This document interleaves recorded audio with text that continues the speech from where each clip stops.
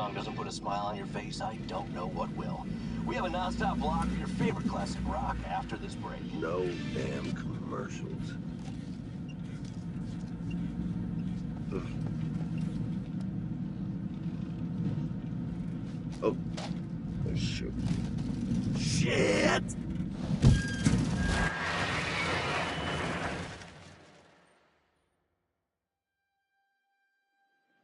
And I looked up, and there they were just in the middle of the flipping road, waving their hands and arms like a bunch of crazies. And where are you coming in from? Fort Wayne. Been driving since 3 a.m. Early start. Well, I was trying to get into the port by 8. Probably not gonna make that now, am I? I'd say likely not.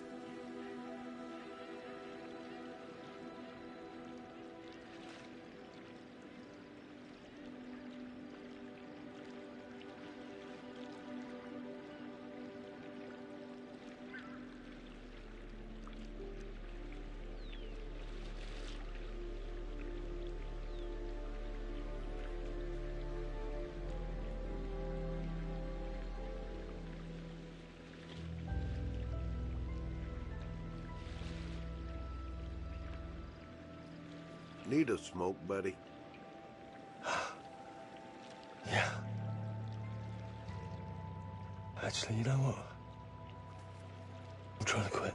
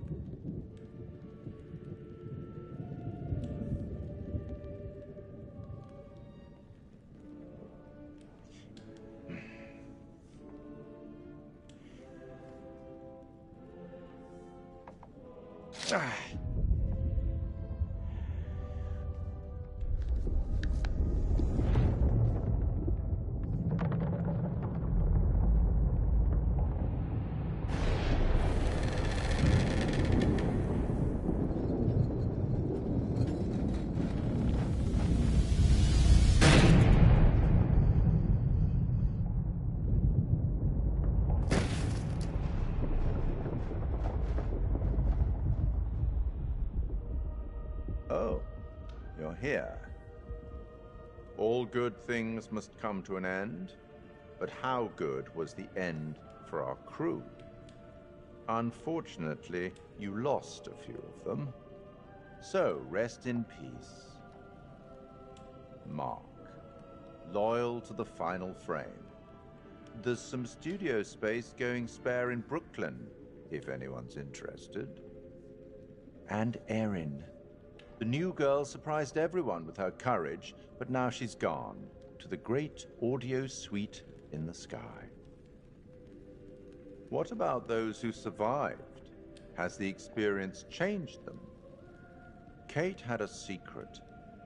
She was traumatized by something that happened a long time ago, but she faced the thing she was most afraid of in the whole world and survived. Jamie learned that she had to trust other people and work with them. And Charlie finally understood that leadership is more than ordering the team around. He had to treat them as equals and let them take the lead when the time was right.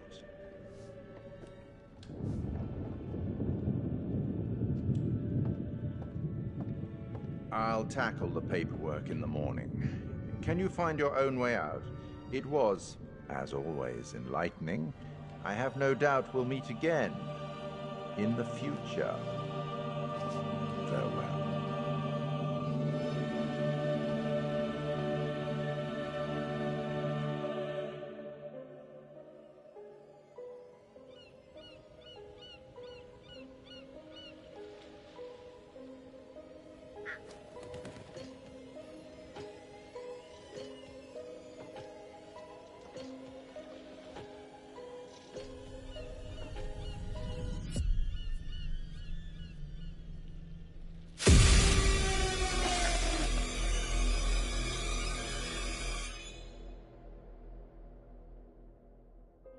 The chain of events are still unclear at this point in time.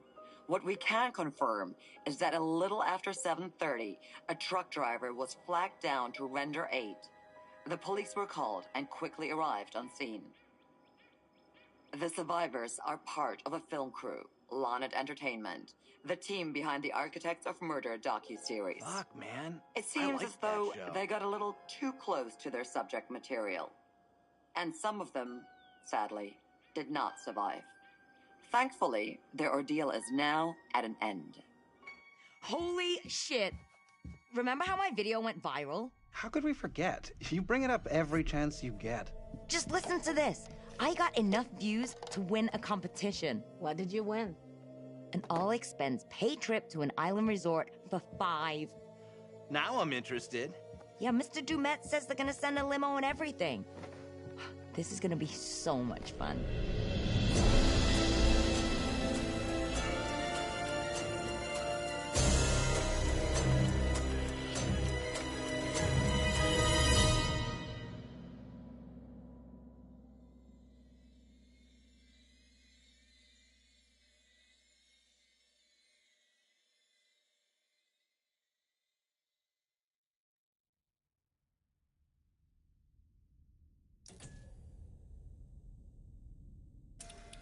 Oh, death. Oh, death. Won't you spare me over to another year?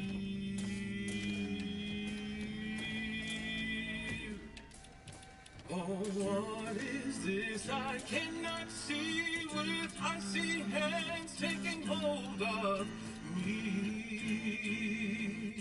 Oh, death and death, none can excel. I open the doors to heaven and hell.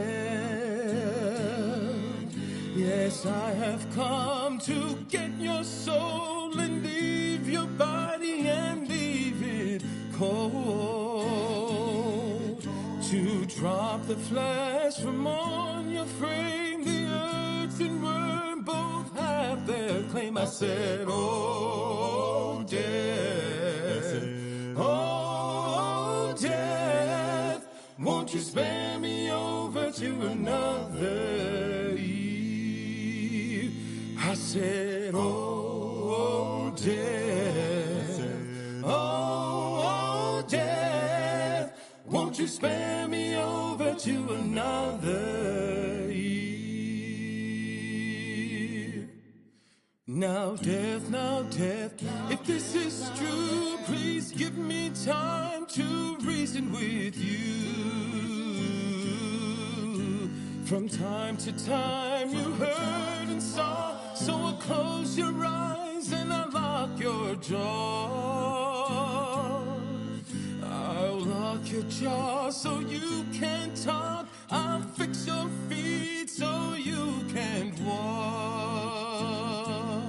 And I'll dim your eyes so you can see this very hour. Now come with me. I said, oh, death, oh, death, won't you spare me over to another eve? I said, oh, death, oh, death, won't you spare me over to another eve? Now death, please give me time to fix my heart and change my mind. Your heart is fixed, your mind is brought. I'll have your shackles to drag you down. Too late to all farewell. My dawn is fixed, I'm summoned to hell. As long as God in heaven shall dwell, my poor soul shall burn in hell. I said, oh, death, oh, death, won't you spare me over to another eve? I said, oh, death, oh, death, won't you spare me over to another eve?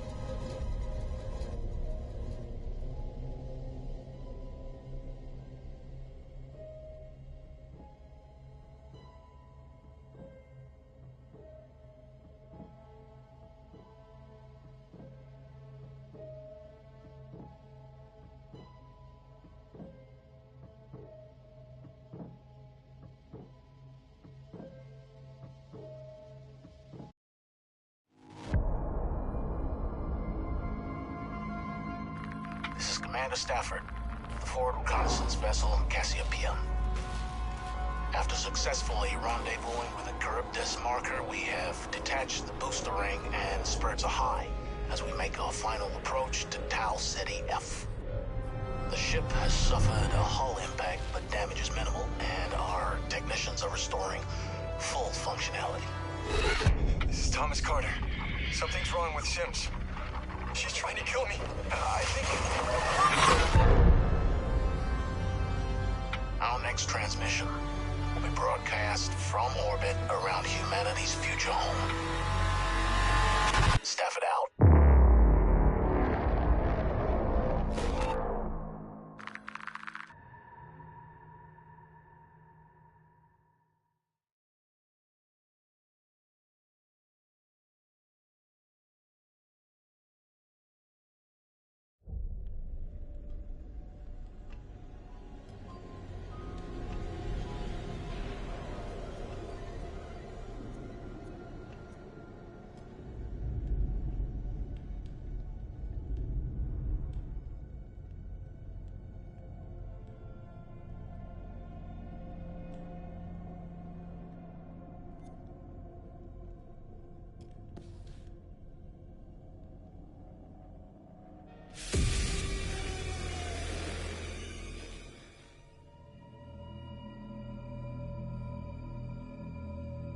Torture chambers, secret passageways, vats of acid, and deadly vaults.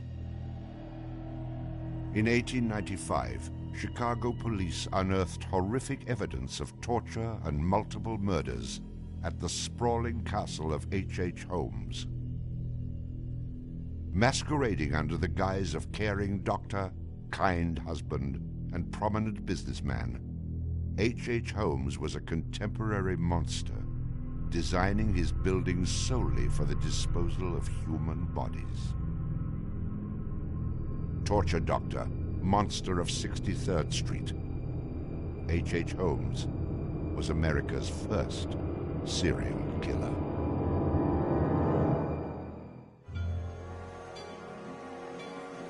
Just south of Chicago, the suburb of Englewood was thriving with commerce. The train station itself had 9 leading lines of railway and over 100 trains stopping there every day. No other suburb of Chicago had this luxury. Dr. Henry Howard Holmes, a pleasure to meet you.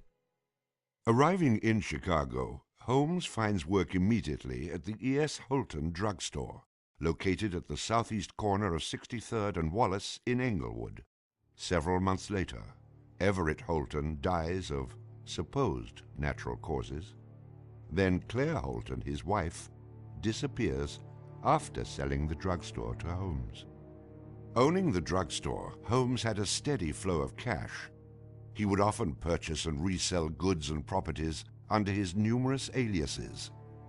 In addition to scamming creditors, Holmes obtained his funds from other phony inventions, such as a mineral water elixir, which in reality was obtained from the city's water supply. 1888, Holmes secures a lease on the vacant property across the street from the drugstore, the southwest corner of 63rd and Wallace. It is here that Holmes will make his horrific dreams come true. He will construct a building for which the entire world will remember him.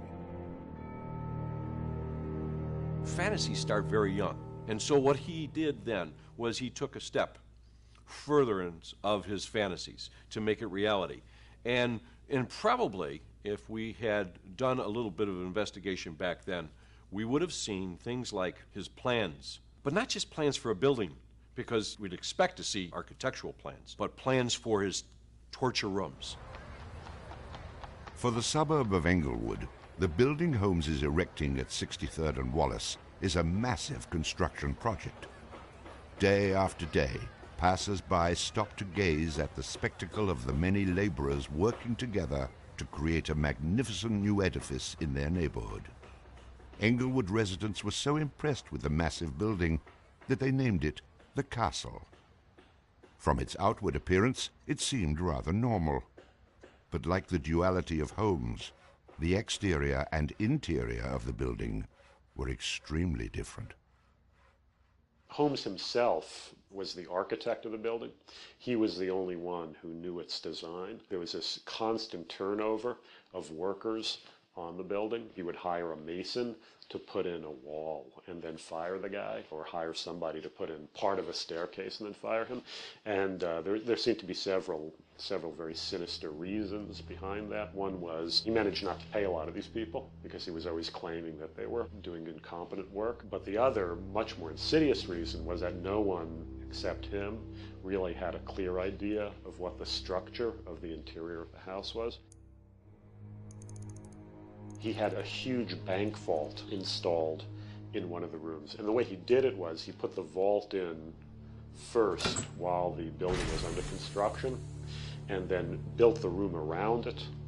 And he bought this thing on credit and then refused to pay for it. The bank company said they were going to repossess the vault.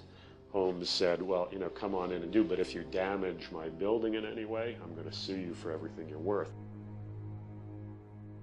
The bottom floor of the castle housed a pharmacy, jewelry store, barber shop, restaurant, and a blacksmith shop. Behind this innocent facade was a Gothic house of horrors designed by the mind of a monster.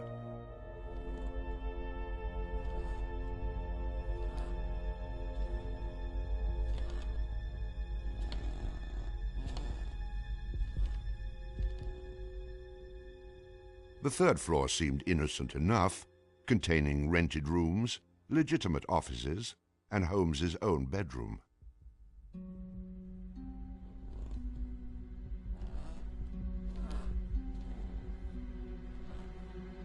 but it was the second floor that contained 35 rooms, many specifically designed as killing chambers.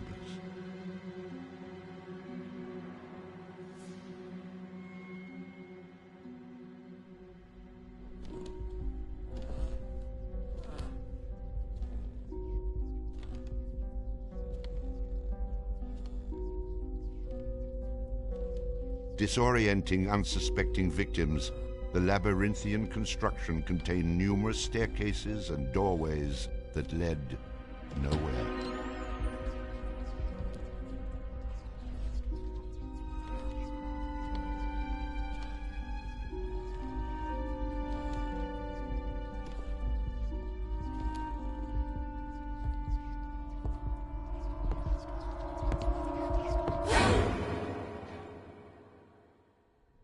For a quick method of hiding a victim's body, a concealed greased chute and trapdoor led directly into the basement of the castle.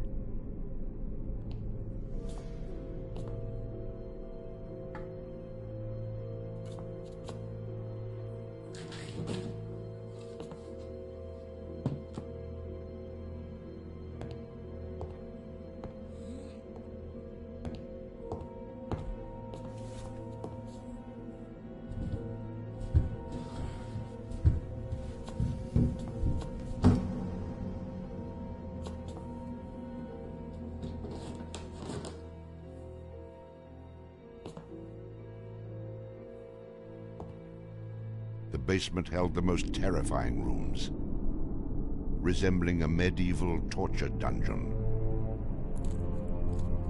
Acid vats, quicklime pits, and a crematorium disguised as a glass-bending furnace were Holmes's favorite methods of immediate body disposal.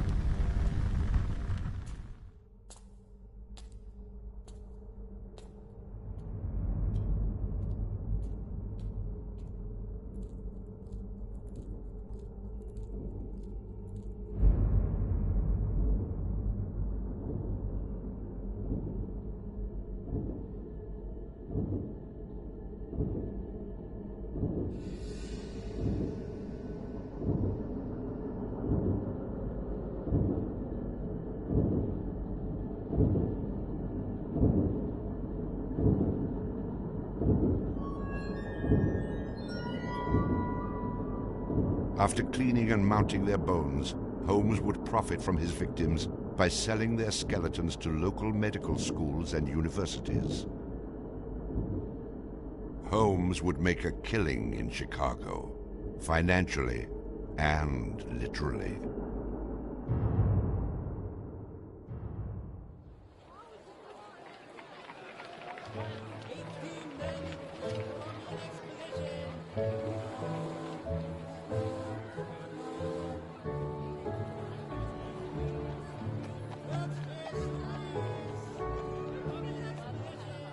May 1st, 1893, the World's Columbian Exposition is open to the public in Chicago.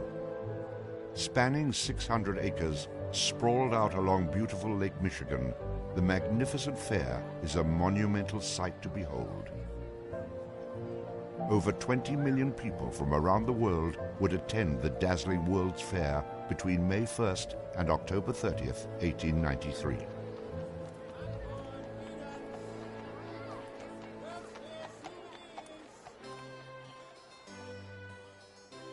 Holmes utilizes the World's Fair as the perfect opportunity to capitalize on his demented design of the castle.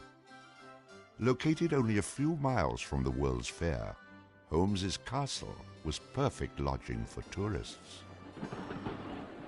Holmes decides to rent rooms to visitors of the fair. He entirely renovates the upper floors of the castle, bringing in the most modern furnishings and luxuries, all purchased on credit, which Holmes had no intention of repaying. In addition to placing newspaper ads for rooms to rent, Holmes visited the fair with several of Benjamin Pitezel's children, preying on elderly women who flaunted their wealth, making sure he invited them back to the castle for a warm night's stay in a soft bed. They're not calling their relatives, telling them where they're at. They just know that they're going to Chicago to see the Columbian Exposition. perfect victims because they're unknown in the city. Their relatives, wherever they came from, know that they were coming to Chicago, and they never came back. Now, how do you start to find them? They don't even know where they stayed. Perfect, easy victims. I'm sure some of them got in and out of his place with no problem. And others, they walked in and they never checked out. Some of the rooms had been completely lined with asbestos to make them soundproof. Hidden in Holmes's office was a master control panel which connected to gas lines leading into airtight sleeping chambers. Holmes would lead his victims into the rooms, lock them in, and turn on the gas, asphyxiating them while watching their demise. Let me out! Holmes, let me out, please! Holmes! Holmes! Holmes, please! Holmes! At the height of the World's Fair, Holmes masterfully juggles his castle businesses, renting rooms, dodging creditors, selling skeletons, and attending to the needs of the many women in his life. I have had many young ladies in my employ, most of whom are still living in and about Chicago, whose parents and friends know only too well that far from being their seducer, I have done much to materially help them in their narrow lives. Being a personable, attractive young doctor and businessman, Holmes won the hearts of many women throughout his life. At one point, Holmes managed to secretly have 3 wives, each never knowing of the others. In 1890, Julia Connor became Holmes's employee and mistress, living at the castle with her daughter Pearl. When she became pregnant and demanded marriage, Holmes agreed on the condition that she allowed him to perform an abortion on her. She agreed. Neither Julia nor her daughter Pearl were ever seen again. Just a week later, Holmes sold a clean, articulated skeleton to the Hahnemann Medical College for nearly $200. In 1892, Holmes acquired another mistress, Emmeline Cigrand, and employed her as private secretary. Holmes sent Emmeline into the vault to retrieve some papers and sealed it, suffocating her to death. Several weeks later, the University of Chicago acquired a female skeleton from Dr. Holmes. In 1893, Minnie Williams became Holmes's new private secretary and eventually his mistress. Minnie was the beneficiary of a property in Fort Worth, Texas, valued at over $40,000. Holmes murdered Minnie and her younger sister Nanny after having Minnie sign over the Fort Worth property to him. In 1894, Georgiana Yoke became Holmes's 3rd wife. He married her under the name Henry Mansfield Howard. Like his other legitimate wives, Georgiana lived out her entire life. On July 19, 1895, Chicago police enter the Holmes castle. The world would now learn of the horrors that the castle had kept secret for so very long.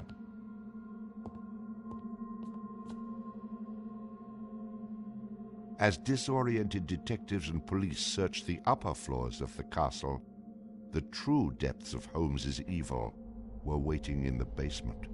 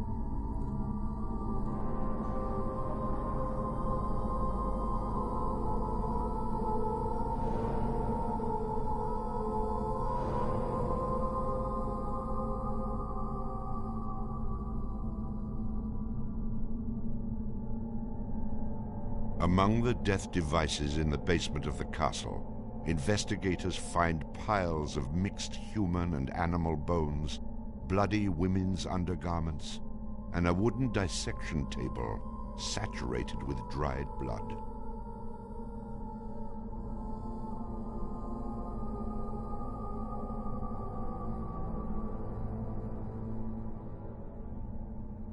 Chicago police were inundated with names of people reported missing from the World's Fair. 50 missing people were eventually traced to the Castle of Horrors. The evidence, blood and bones found in the basement posed a problem for 19th century criminal investigative techniques.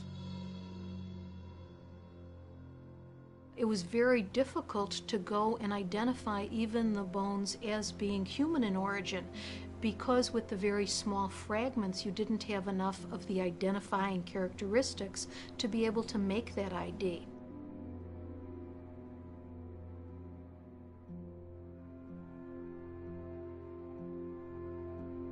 The world is now calling Holmes the Monster of 63rd Street, Torture Doctor, and the Modern Bluebeard. Overnight, Holmes transforms from arch-swindler to arch-fiend. A Chicago journalist calls Holmes a multi-murderer. The Holmes case generated this incredible amount of national attention and really international attention. Really in his own time and in America, Holmes was much more notorious and more widely known than Jack the Ripper, who was a contemporary of his. Then as now, people were very, very fascinated to sort of visit the sites of these terrible crimes, and his castle became a kind of tourist site, and there were various people who were wanted to take it over and turn it into a kind of murder museum. And then just before some impresario was about to make it again into this tourist attraction, it burnt down. Somebody burnt it down. I mean, it could have been, who knows, some outraged citizen who didn't want this to become some very morbid tourist attraction.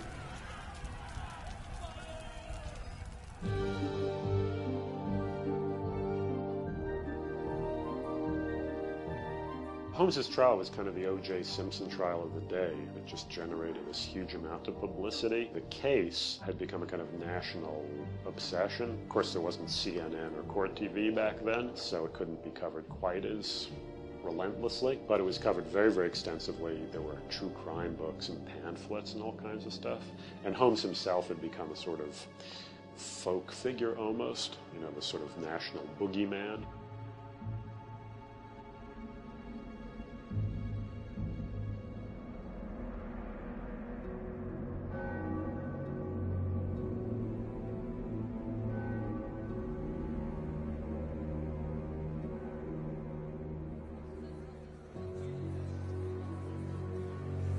The courtroom fills for the final verdict to be read. Holmes becomes extremely nervous when not one of the jury members looks at him. In his entire criminal career, this is the moment Holmes never believed would occur. He is found guilty of murder in the first degree. Herman Webster Mudgett, alias H.H. Holmes, would be hanged on May 7th, 1896.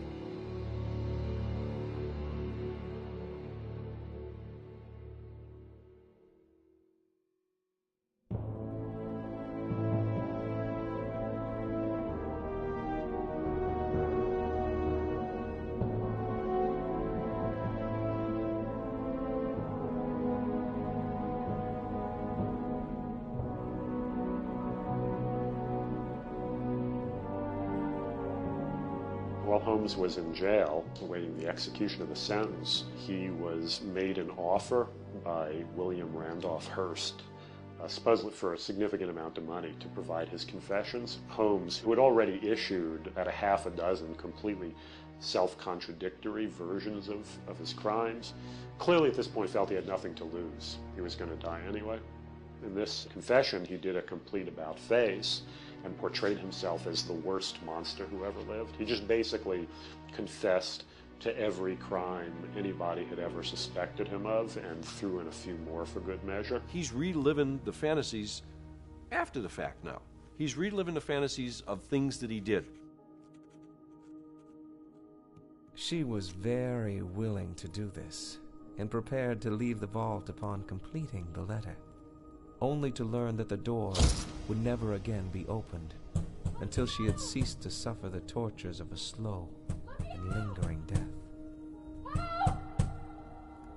The partial excavation in the walls of this room found by the police was caused by Latimer's endeavoring to escape by tearing away the solid brick and mortar with his unaided fingers. I closed the door and turned on both the oil and steam to their full extent. In a short time, not even the bones of my victim remained. It was the footprint of Nanny Williams that was found upon the painted surface of the vault door, made during her violent struggles before death. Only one difficulty presented itself. It was necessary for me to kill him in such a manner that no struggle or movement of his body should occur. I overcame this difficulty by first binding him hand and foot, and having done this, I proceeded to burn him alive by saturating his clothing and his face with benzene and igniting it with a match. As soon as he had ceased to breathe, I cut his body into pieces, and by the combined use of gas and corn cobs, proceeded to burn it with as little feeling as though it had been some inanimate object. I immediately took them to the Vincent Street house, and compelled them to get within the large trunk, through the cover of which I had made a small opening, and ended their lives by connecting the gas with the trunk. Then came the opening of the trunk, and the viewing of their little blackened and distorted faces. Then the digging of their shallow graves in the basement of the house. The ruthless stripping off of their clothing, and the burial without a particle of covering save the cold earth.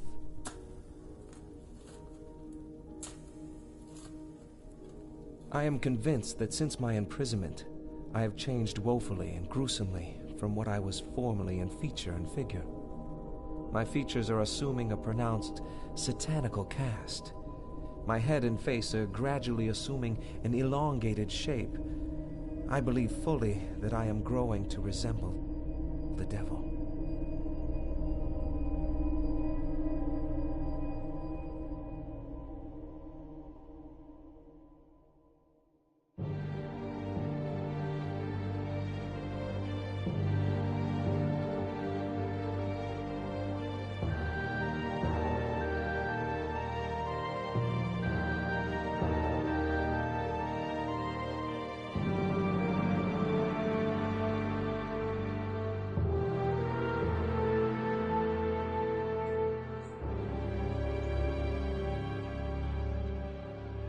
On the gallows, just before he died, he recanted.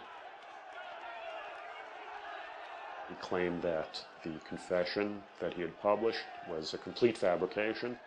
The extent of my wrongdoing in the taking of human life consists in contriving the killing of 2 women that have died at my hands as a result of criminal operations. That is all I have to say.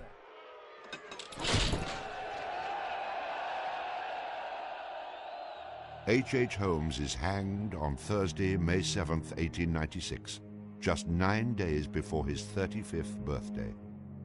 At 10:25 a.m., he is pronounced dead.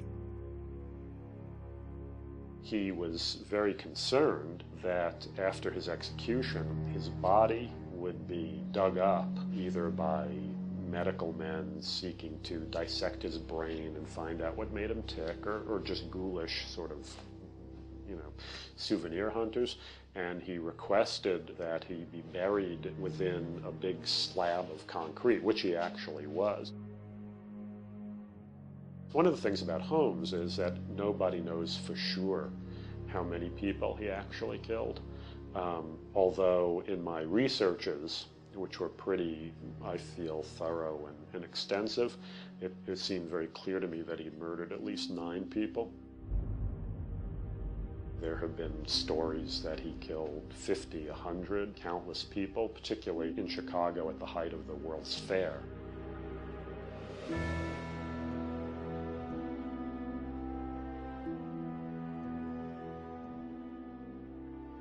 How many people did Holmes actually murder? Most likely, no one will ever know.